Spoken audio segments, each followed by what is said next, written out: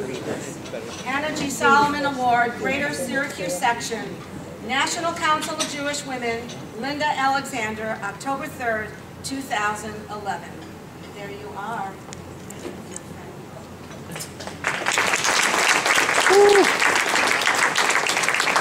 And I would also like to present to you the book that that is about Hannah Solomon's life, called The Fabric of Life.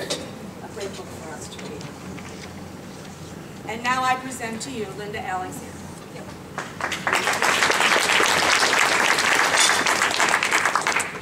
Thank you, Lucille. My Lucille is one of the wisest women I know.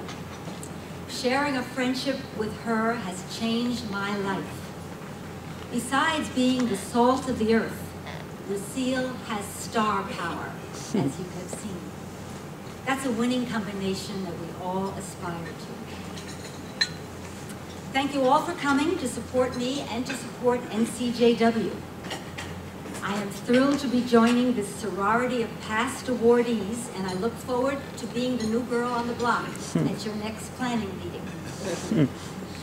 Looking out to you, it feels like a walk down memory lane through the work I've done in the community. I see some families who I have tutored in high school mathematics when I came to Syracuse, but it was at Congregation Beth Shalom Chevra Shas where I first cut my teeth in organizational work. I still remember the day when, sometimes you have a vision and you just have a picture of something. I can remember getting the phone call from Lois Schaefer, and she was calling to ask me if I would consider taking the position of president of the sisterhood of Congregation Beth Shalom. I was awed. I remember that. I can remember picturing myself. I think I was out to here. And I jumped in, I said yes, and I've been swimming ever since. My work at Federation has been very fulfilling, and then came the foundation, and now I'm poised to take on the most challenging task of all. I'm very excited. I feel like I'm just hitting my stride. Of all the roles in the community, president, chairperson, executive director, the one I'm most proud of is wife and mother. I couldn't have a more supportive and treasured husband than Stephen. Son Eric and his bride Apple are here from San Francisco. Son Keith and Bee and little Mia couldn't be here today, but they just moved to Buffalo. Lucky me. And our daughter Karen and Aaron Pomerantz are expecting their first baby in a few weeks in Portland, Oregon. I'd like to tell you about the other woman we honor today, Hannah G. Solomon, the founder and first president of National Council of Jewish Women, and the namesake for my award today. A sculpture of her head sits in the center of each table and is given every year to the honoree.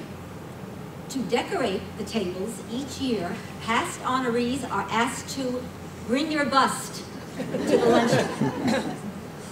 The more I learned about Hannah G. Solomon, the closer I felt connected to her, even though 100 years separated us. First, I read about her work as a community organizer. Well, that was a role I knew something about. Then I read that she was involved in helping the Russian Jewish immigrants who were crowding into American streets in the early 1900s. Through NCJW, she gave guidance and legal advice to these new Jewish immigrants. These immigrants may well have been my grandparents or yours who came to America at the turn of the century. Once again, I felt a kinship with her. But what made me most proud to be receiving Hannah's award was when I read the description of her life's work, and I quote, "Mrs. Solomon was a social activist. She led National Council of Jewish Women in its landmark battles for laws restricting child labor, for child welfare programs, and for improved housing, education, and health care for the poor. That touched me the most because I was one of those poor. I grew up in the projects of New York. Each summer, I was whisked off the steamy streets of Brooklyn and sent upstate to camp thanks to the generosity of the Jewish Federation system. I was treated to dance and music lessons at the Henry Street Settlement, thanks to benefactors in the Jewish world. My life was enriched thanks to the social programs that little Linda Applebaum would never have been afforded. So you see, for me, it's personal. Helping the underprivileged is a privilege, and I have spent most of my adult life trying to give back to the system that helped me as a child. Today, NCJW still advocates for the betterment of the lives of women and children and for social justice.